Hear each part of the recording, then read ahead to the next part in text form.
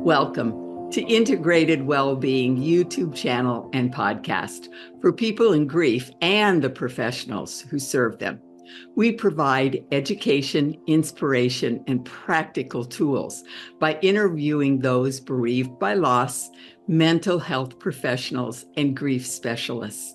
Integrated Wellbeing Institute seeks to awaken the griever to their inner peace through the guidance of the body. I'm happy to introduce to you today our guest, Angela Wolle. Welcome. Thank you. Thank you so much, Georgina. It's so excited to be here on this podcast with you. I am too. And you'll be able to read Angela's full biography in the show notes below. But I want to share this with you because it's so heart-opening. So I'd like to tell you a little bit about Angela. Angela feels blessed to have a rich, varied career over decades that's taken her from working in Fortune 500 companies as an executive in organizational design and leadership development to startups of multiple 501(c)s and serving as an ordained United Methodist pastor. So with this rich and varied background that we met at in a coaching class. And when I found out she was just up the road in Seattle, it was like, well, let's get to know one another. And we had this rich, wonderful conversation. And it was like, she has some nuggets for the people grieving who are our audience, as well as the professionals who serve them. So I'm just so delighted that you said yes. And we had that time together, Angela. It was so rich. Thank you. Yes. You're welcome. Mutual. I know it is.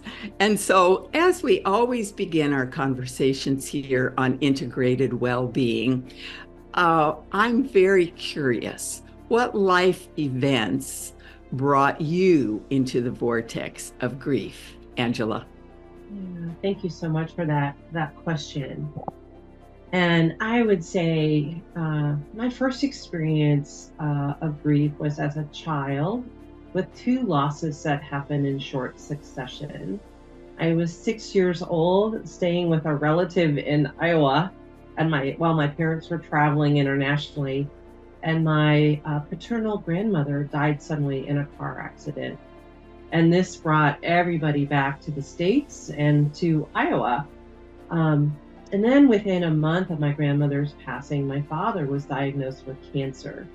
And this was in 1970 when research and cancer protocols were not as advanced as they are now. So he ended up dying at the age of 52, and I was 7 years old. 7. Yes.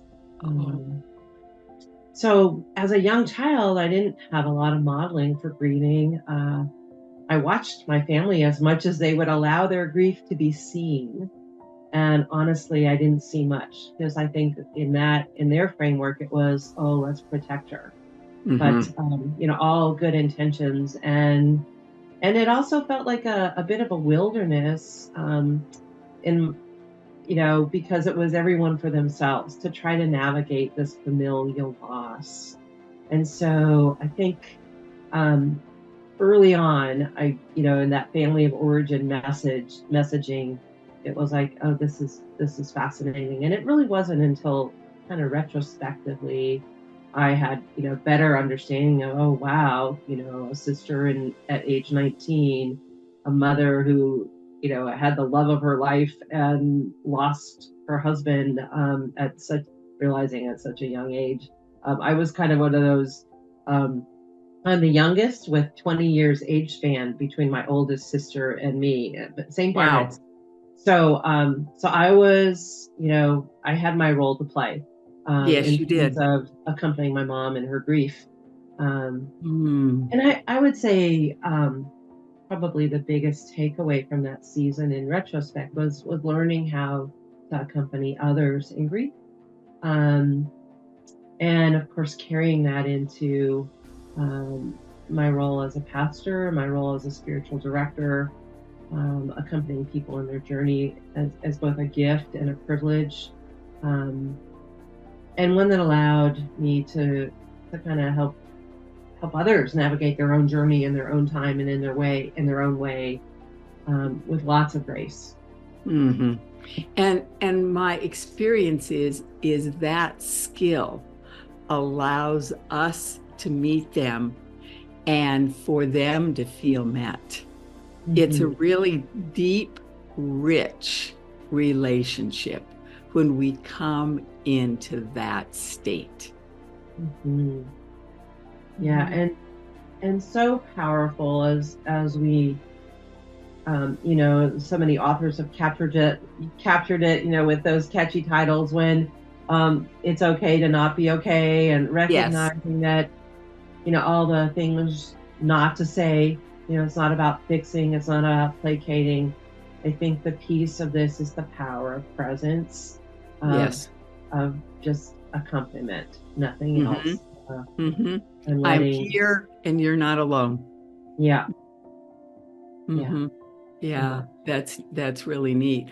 Well, in our earlier conversation, you stated grief is at the root of burnout. And having worked in Fortune 500 companies, who are your ideal clients and how do you serve them now? I'm curious.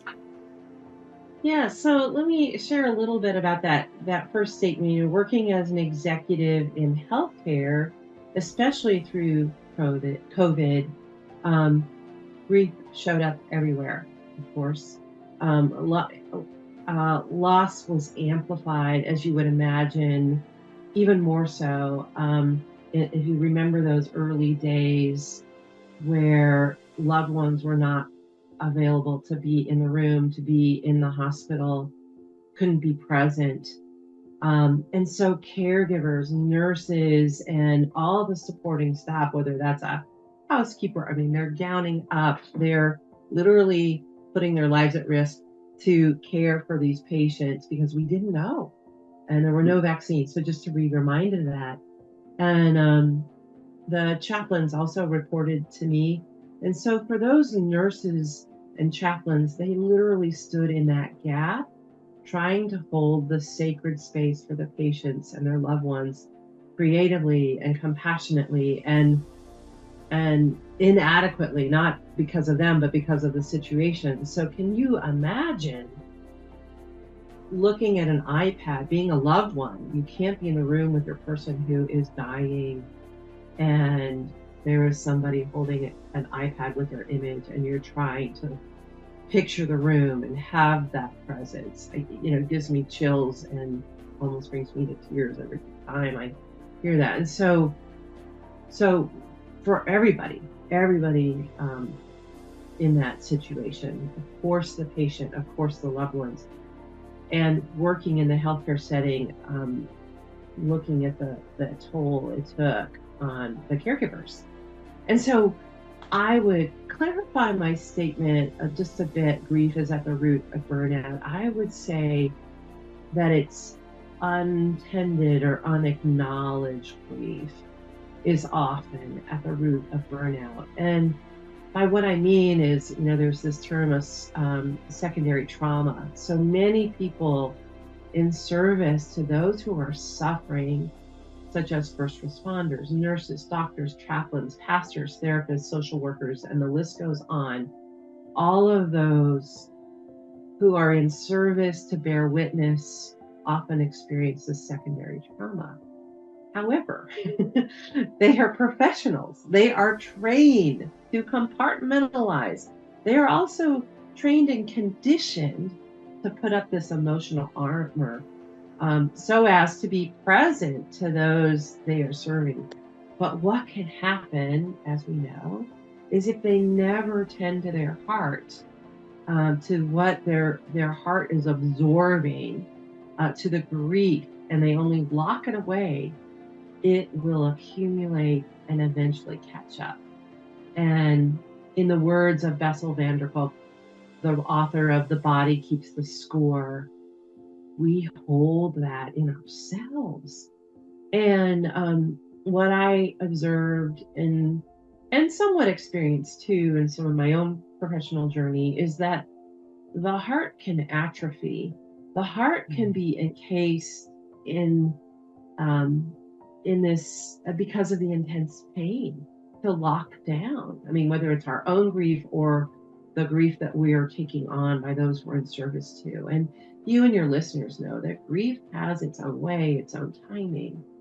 So when I talk about the untended grief or the unacknowledged grief, what I'm really saying it is that grief longs to be witnessed and acknowledged, not fixed, not like something that's wrong, but eventually, recognized and maybe named and then owned, and then the gifts, and I say this in quotes, can be unleashed. Every emotion carries with it the messages for us to recognize and name, and once they're named, they're freed. Like when you blow bubbles and you pop that bubble, it's freed. All it needs is that little tap to be unleashed. And we know this, about Karen McLaren writes this in her book, The Language of Emotions, that if we don't acknowledge them, they will come out sideways. They will come out. They will find a way, healthily or unhealthily. And in the case of burnout, it can lead to that hardening of the heart. And so this thing, when you block out the pain, you also block out all the emotions of joy and play and creativity. You can't just cut it off. I think this Sufi poet Rumi captures this best in his poem of the Guest House. I'm sure it's probably a very familiar, but it's so true. The truth in this is powerful. And he writes, this being human is a guest house. Every morning, a new arrival, a joy, a depression, a meanness. Some momentary awareness comes as an unexpected visitor. Welcome and entertain them all, even if they're a crowd of sorrows who violently sweep your house, empty of its furniture. Still treat each guest honorably. He may be clearing you out for some new delight. The dark thought, the shame, the malice, meet them at the door laughing and invite them in. Be grateful for whoever comes, because each has been sent as a guide from. I love that. Thank you so much for sharing it. No one has done so on any of the podcasts you've done. So thank you so much. Oh, you're welcome. Yes. And so I guess, when you ask me about the clients I serve, I see the impact of the combination of serving through COVID and now serving in systems that are broken and are recovering from COVID and have this effect on our clinical workers. So my ideal client would be a clinical healthcare leader who sees their work as a calling. That's really important because that's how they enter it in, and yet they find themselves on the brink of burnout and on the verge of quitting. Now, I, of course, work with many other professionals who are called and find themselves on the front lines of raw emotions. Like I said, professionals like clergy, social workers, therapists, those who bear witness to suffering and are compelled by their calling to keep showing up.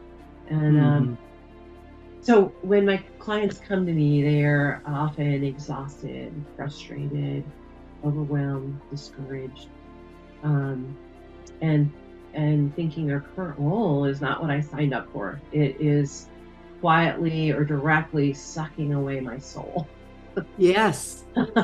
And yet, because they are people of integrity and of calling and attuned to who they are to offer their gifts, their commitment to stay to something that is greater than themselves, they have this tyranny of how that is. And so when we work together, we find a way first to just breathe in the current situation, because often, literally and metaphorically, and when we're in that overwhelmed state, the challenge is first to find capacity to make capacity, because really all you're doing is trying to show up. Your life is so packed, so compressed. It's hard to do anything that is other than what is in front of you. Yes. And the energy it takes. And we know these are symptoms of grief too, right? The energy of just willing yourself, if at all. And I mean no disrespect to other practitioners, for people who make recommendations. Well, practice meditation and do yoga. Well, that's like throwing a person who is drowning a manual on how to swim. So in those, you read this manual and swim, I'm drowning. So there's a time and a place for that. Don't get me wrong, but that first step, or it's like saying to a grieving person, just be happy, be grateful for the. No, you're not even there. You cannot even take a breath. So yes.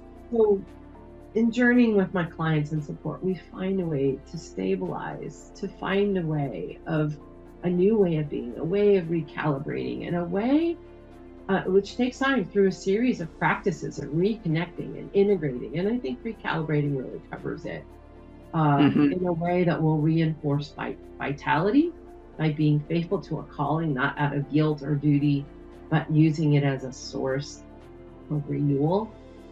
Yes. And we cultivate those new muscles. That's really neat to hear you say that.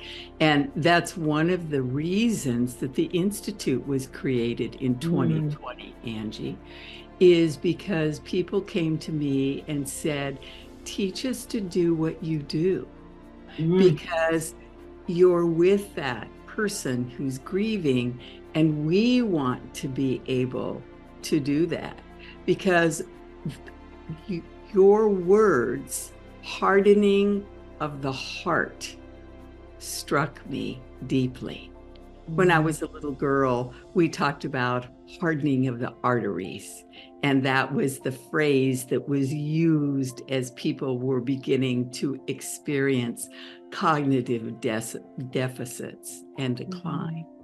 And so I loved what you said by not only referencing Bessel's book, The Body Keeps the Score, but to say we simply stop to create the capacity to breathe. I remember the night that I got out of the car and saw the ambulance at my house, and I inhaled sharply. And for years, Angie, people were throwing me the manual, throwing me the audio tapes, saying, you've got to breathe. You just aren't breathing. And it was because there was a hardening of my diaphragm.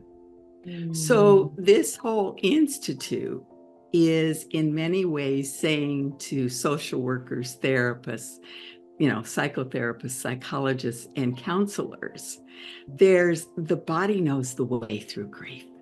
And that's what I heard you say with Bessel's book, and sitting and allowing them to discover with your support the capacity to breathe again. Yeah. So and to find those air pockets initially, right? Absolutely. Yeah. And the powerful work your institute does, Georgina. What powerful work. Thank you. And I'm so thankful that with the position you're in now, people can come to you, and by recalibrating who they are, I love that word. I think it's important for us to recognize, recalibrate, and restore who we are in whatever capacity we're serving. First, we have to do it with ourselves. And it's an inside game. It sure is, isn't it? Piece, and that's this thread, and I'll refer to that later, but it's Mm-hmm. an inside out game. Um, Parker Palmer talks about the Mobius strip that has the inner and outer, and we can't separate our inner and outer because they're just forever connected. If we shut off the interior, it's going to show up on the exterior. If we shut down the exterior and only focus on the interior, then we will also just kind of disintegrate. We Mm-hmm. need that movement. Mm-hmm. Mm-hmm. Well, you also said your intention is to be the bridge then between the sacred and the secular. And please share your definition of each of those words with us and tell us more. Yeah, thank you. And I really appreciate this question because in my mind it makes sense. So I appreciate having to clarify what this means in my head. But these terms are kind of shorthand for polarity. Um, Sacred kind of representing spirit, church, connection to the divine, all the trappings of faith-based institutions, one's personal faith and faith formation. And on the other end of the polarity is secular, meaning and I again, these are very generalized, but just Mm-hmm. for showing contrast. Secular meaning kind of void of spirit, where spirit is not named, kind of ignored. Thinking about corporations and workplaces where a person is expected to kind of leave that spirituality at the door. Just show up, be functional, be professional, but don't bring any of that inside work or any of that spirituality in the workplace. What you do on your time is great, but just leave it at the door, right? And so, and the contrast of that, if we were going to say you can hang out in the sacred, but sometimes you need to kind of be relevant and real. Like you can't be all airy fairy. And so I mean, it's so important. And I think as a United Methodist pastor and as someone who's really part of my heart's pathway has been, how do we deepen in that connection to the divine and then offer it in a way that is accessible, pragmatic, real, and not like a lot of flowery words. And unfortunately, churches, faith institution, and I say this as being even part of that system, fall short in terms of connecting what people would say, how do I connect this to reality, my real life lived, my Maslow, my putting food on the table, the messiness of relationships, the emotions I experience, the complexity of being human. So how do I make this kind of real and lived out in what my 24/7 day, my work day. Likewise, on the other side of that, in a corporate setting, and again, there are corporate settings that are more friendly to spirit, but it's inviting people to say, honestly, when we work, and work is when you look at the Latin derivative, is about worship. And so it is about bringing our gifts into the world, offering them to make the world better. And so work, wherever we work, it is all about offering your gifts. Because if we don't offer our gifts, we will shrivel and die as humans. That is just part of our being. And so when I think about being that bridge between sacred and secular, I think of myself also as a translator. How do I translate spirituality? I'm using this very generally, however we name that connection with divine and holy mystery, our interior, our higher self, true self, fill in the blank of whatever words work for you because they've been hijacked. And so whatever works for you as you hear this. But how do we bring that into a workplace and draw from it as we offer our gifts and use that as a resource?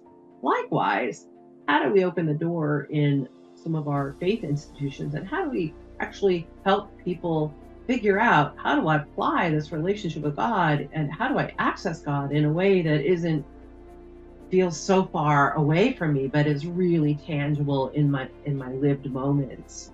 and when the rubber hits the road. So that's what I kind of mean. And I, I could go off on this, Georgina, I'll probably be careful, but we have this sense of, we tend to our physical fitness, we tend to our emotional fitness and behavioral health, but where do you go for spiritual fitness? And where do you go? And when I talk about this in many traditions, they talk about spiritual formation, not development, but formation, which is spiritual formation is slow, or it's like a slow cooked crock pot, and it's done over time and in community.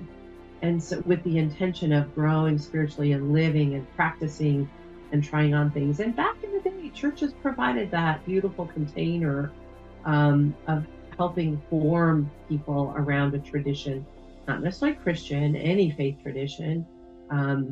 That is what that is, in terms of looking at formation. So I think people are so hungry to learn and grow spiritually, but where do you access that? Likewise, if they spend most of their time in a workplace, 40, 50, 60 hours, how do you, and you're cut off from your spirit, supposedly, how do we invite people to connect to a spirit in a way that that you can draw from in the pace of your day?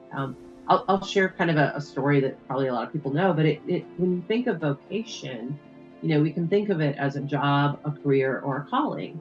And of course, so there's a story of a bricklayer, and this bricklayer's just laying the bricks, and the person goes up to him and says, "Hey, what are you doing?"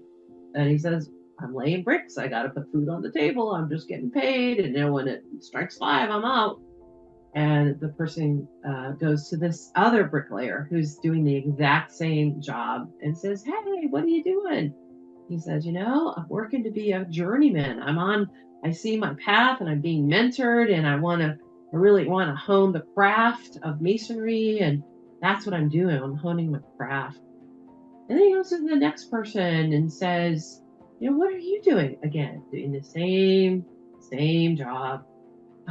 Me, I'm building a cathedral for people to come and worship and connect. Now they're doing the same work, but how they're doing it and what space they're doing it out of.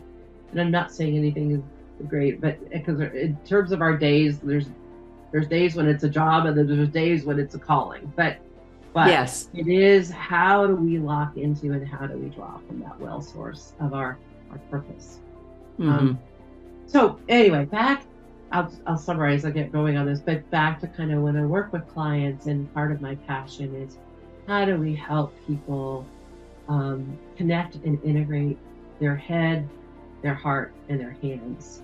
Or another way of looking at this is, how do I take information, turn it into formation, and offer it as transformation into the world? So how do we do that alignment? And you can tell I love poetry, so I'm going to offer this other poem because I think other people will say this more beautifully. But there's a poem by William Stafford called "The Way It Is." Okay. And I think your listening audience might relate to this. And it goes like this: "There's a thread you follow. It goes among things that change, but it doesn't change. People wonder what you're pursuing. You have to explain about the thread, but it's hard for others to see. While you hold it, you can't get lost. Tragedies happen. People get hurt or die, and you suffer and get old. Nothing you do can stop time's unfolding. You don't ever let go of the thread." And so for me, the thread is my connection to God and the divine. And I want to help other people reconnect to that thread and support them as they journey with the thread. That's just beautiful. And I love those 3 words, the information. What was the middle one? Information, formation of the heart, Formation. Heart, and then hands, transformation. Yeah, transformation. I love that. That's beautiful. And in the midst of grief, it's really difficult, because I've will be meeting this afternoon with a group of mothers whose children have died by suicide. And they're saying, give us information. Give us information. So that's part of my role, is to provide education. And yet then there's this. There's the formation as we explore, that's who I was before. Who am I now? And then what is the transformation that this grief journey will provide for them? And every time a new client comes in, I know they're taking me on their journey because I've said yes to accompanying them. And it's so important then, and I say the reason I do this work still as a private practitioner is because my clients teach me so much. And I'm imagining yours do as well, given who you are. Yes. Yeah. It's mutual. We learn from each other. Absolutely. Yeah. Absolutely. Well, one of the things we talked about, you've alluded to your former service as a minister and chaplain, and I'm curious, what do you bring your clients now? Your birthing of servant leadership, to me, the tools you've shared already are extraordinary. Is there anything more you'd like to share about that? Yeah. Well, when you follow that thread of yes, following, it takes you into really interesting places. And I think, so first and foremost, I realized this when I went into we have our first languages and our second languages. And I would say my first language is that of a pastor's heart. And then I learned the other languages all along, I learned corporate and all the, whatever that is, as a translator. But I listen with a pastor's heart. I listen for where the Spirit is moving. I listen for accessible practices to help ease the way of transition and invite healing. It's all about that journey of healing and wholeness. And so what I also bring or hold is, for me, I'm in partnership with the Spirit, Holy Spirit, and that Spirit is in the room always. And that Spirit is in the person, whether they recognize it or not. And so I'm listening for that wisdom that is beyond me. So there's always three in the room. And I would say too, one opportunity I had kind of following these callings and how they show up in different forms. I was really privileged to be a part of the original Recovery Cafe, which is in downtown Seattle. We birthed this 501c3, and it started as a teeny tiny intentional faith community to be in solidarity with people who are on the margins of homelessness and recovery from homelessness and addiction. And so it started as this by tiny. I mean, we were 12 of us, but there were 12 that came and went. But I held that kind of as a contemplative, intentional community listening. And out of that, we were called to start this Recovery Cafe. Where people are known and loved and belong. Oh my gosh, sorry, the Zoom has got to pick it up, my hand movements. It's okay. There's lots to this part. Yes, so, there is. Yeah. So out of that, and again, this is the power of a small group of people coming together, offering their gifts, seeking how to help. This happened about 20 years ago, and I'm happy to share. And out of that, we created a servant leadership school, recognizing that as we serve, we are healed, and as we walk with each other in support and love and grace, we continue to be healed and healed by the people we're walking with. as you alluded to as well. And what I'm happy to share about this is this manifestation out there. We just don't know where things will go. But now we just celebrated our 20-year anniversary, and there are 70 recovery cafes across the country.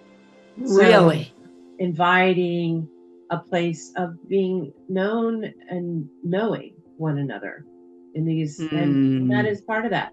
And we know recovery is complex, but grief is certainly a huge. Grief and loss are in there as we try to numb out the pain. No judgment. This what you do, what you have to do to survive. So certainly grief is prominent there. And again, how do you heal in a circle of people who love and know you, and help you take those tough steps? And what's striking to me is that this began as a circle of 12 of you. Yeah. And for those, Christians in our audience, it's the disciples, the 12 disciples. And here you are. And to go to 70 across the country, that's extraordinary. That's something greater than yourself, right? You don't Absolutely. know.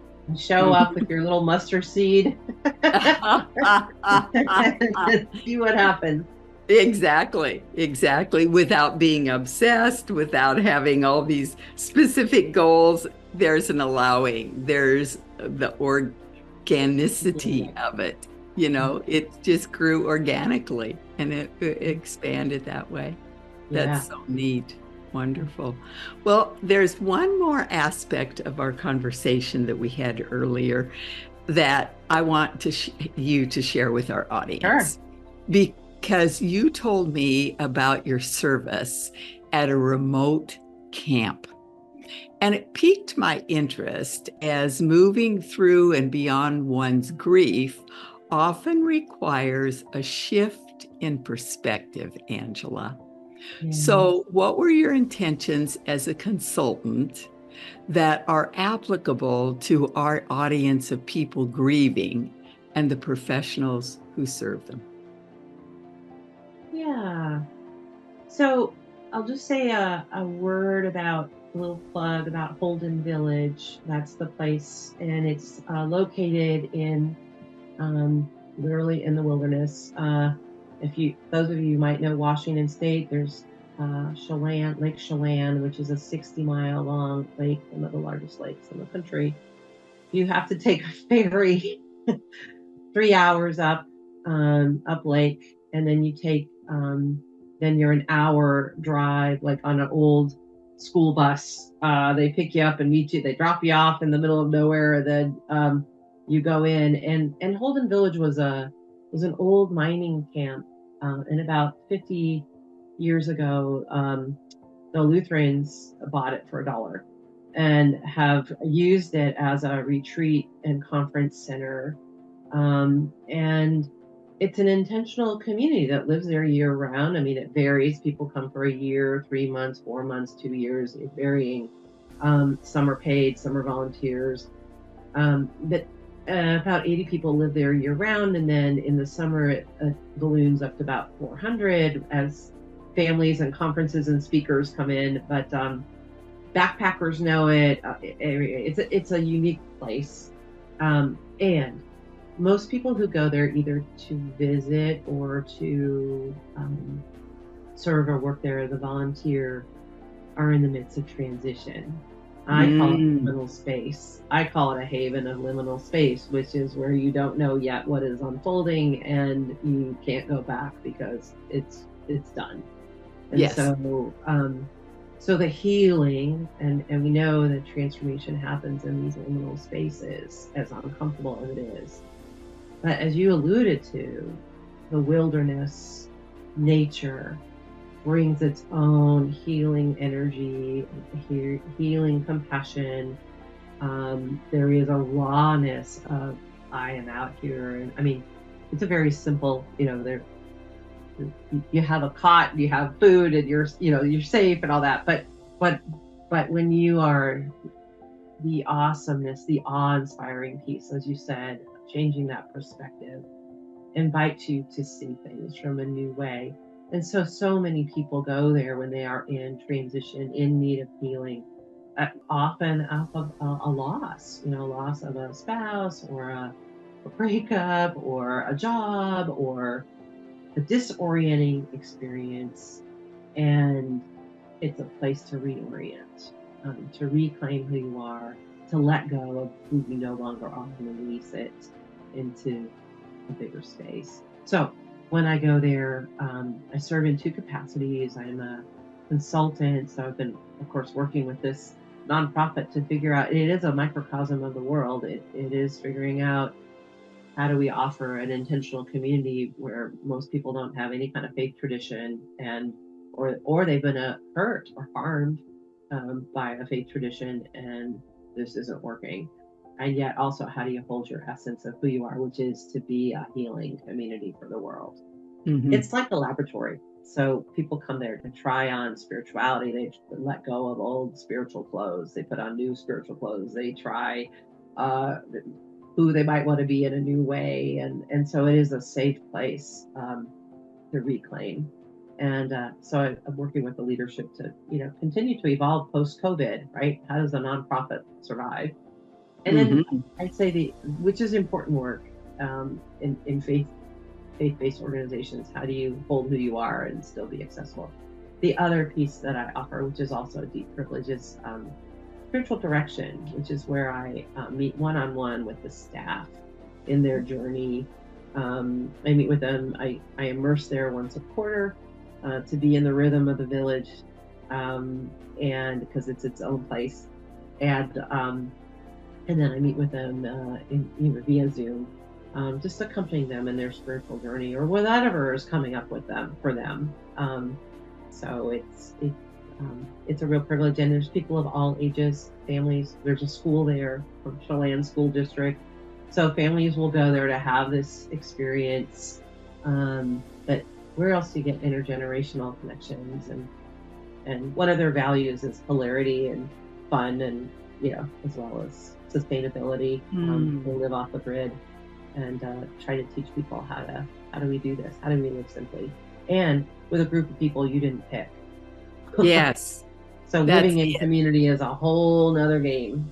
It certainly is, because yeah, that's just phenomenal. How long has Holden Village been in existence?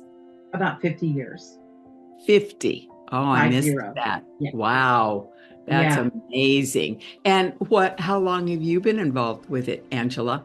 Just the last I went there as a retreatant about 30 years ago when I was discerning for my own life, should I stay in the traditional church ministry or do I take a step out? Yes. And so it was a place for me to discern and reflect. And I went in the winter, which is magical because there's hardly anybody there, and there's 9-10 feet of snow. I mean, you are in the Cascades. And in this work that I've just referenced, I've been serving there about 2 years, and it's been a deep privilege. Oh, I am so happy for them and happy for you too, because going there is a way. It's a pilgrimage. Oh, it is indeed. You don't take a camel, you take a boat. But that's part of the journey too, as you leave what's familiar and it becomes more and more I have actually written about the stages of the journey into the village and then the journey out. So each one offers a way of going deeper and seeing more. Well, I'm very curious. Where can our listeners find that? Is that published somewhere, or is it on your website? The article about the journey? Oh, I actually, it's not published. I should, but yes, put that out there. Thank you for that prompt. Okay, thank you so very much. And as I look at the time, my heart is so aware that this has been just precious. And Angela has a gift for all of us in her leaving. And so I just want you to hear, if you're not a show notes kind of person, where her website is. So would you share that with us? And then the blessing, please, Angela. Oh, absolutely. So my website is www.navigatingwithgrace.com. And my middle name is Grace, and navigating these changes with grace is really what it's all about as I connect with Georgina Grace. So grace to grace. Grace to grace. To another. Yes. Yeah. And so I leave with just two things. One, I would just say, bless you all for listening. Bless you all for having the courage to show up wherever you are in this journey as either a therapist or someone who is in the process of raw grief and loss. And we recognize that we are all in need of healing, and we are not alone. And we have a community that can help us. And Georgina and her work here is here to help, love, and support. And that is part of it, that love. And we have a God, or however you name that, greater source of divine, who is always with us, whether we recognize, feel it, acknowledge it. That doesn't make a difference. God is always present, and that we are held in love. So I'd like to close with this beautiful prayer, a blessing, a blessing for grief, but might feel paradoxical. But this is from the great poet John O'Donohue. And so I just invite you to let these words wash over you. Notice where you are in this journey and what words strike your heart. A blessing for grief. When you lose someone you love, your life becomes strange. The ground beneath you gets fragile. Your thoughts make your eyes unsure. And some dead echo drags your voice down where words have no confidence. Your heart has grown heavy with loss. And though this loss has wounded others too, no one knows what has been taken from you when the silence of absence deepens. Flickers of guilt kindle regret for all that was left unsaid or undone. There are days when you wake up happy, again inside the fullness of life, until the moment breaks and you are thrown back onto the black tide of loss.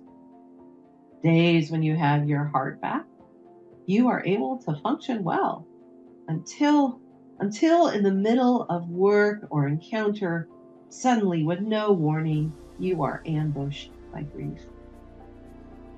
It becomes hard to trust yourself.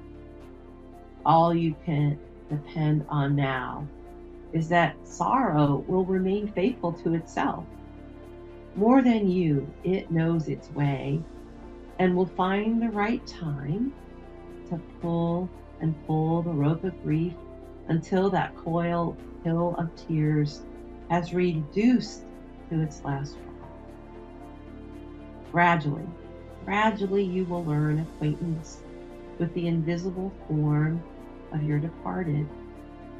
And when the work of grief is done, the wound of loss will heal, and you will have learned to wean your eyes from the gap in the air and be able to enter the hearth in your soul where your loved one has awaited your return all this time. May it be so, and thank you so much, Georgina. This has been a gift and a grace. It has been for all of us indeed. Thank you for the many gifts that you brought and shared, and the gift of who you are. Angela Grace Wolle. Peace and blessings. Thank you.